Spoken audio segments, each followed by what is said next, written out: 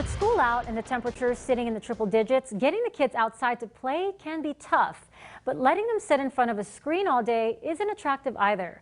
I spoke with licensed clinical social worker Jane Kim Gray about the dangers too much social media can hold for the developing minds of youngsters.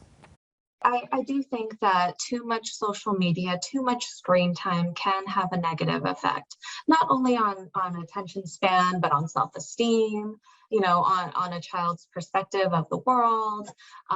So I'm always really trying to get parents and caregivers to limit screen time. Um, it can be a fun tool. It can be a positive tool sometimes, to watch something funny on social media. It can make you feel better. It can lighten your mood. Learning a dance on TikTok can be a really fun activity for kids to get moving and get active. But overall, for the most part, you want to limit screen time and monitor what your child is being exposed to on social media. Is this kind of a shift in what's happening where, kids are going to be very screen focused? So what I have seen is that not necessarily that it's causing ADHD, but I do have a lot of clients who are diagnosed with ADHD, and for a big majority of them, they've experienced a lot of trauma at a young age. So sometimes they're more prone to turn to something like TikTok or social media for that dopamine fix, for that good feeling.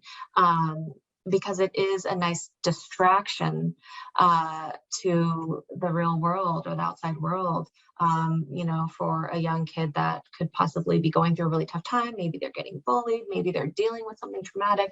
And so they might go to that as their coping mechanism to scroll and have some mindless scrolling time where, you feel numb, you're not feeling whatever pain you're going through.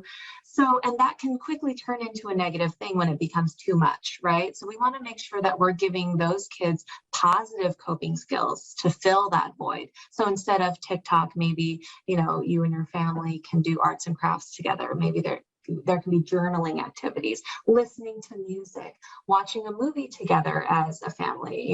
Is it a cause for concern for you as a therapist and working with kids? Can be a cause for concern. But it is a very common thing that most families go through right now because everyone has a smartphone. Kids are really attuned to social media. So I wouldn't say that it's an overwhelming concern, but it is something that needs to be monitored.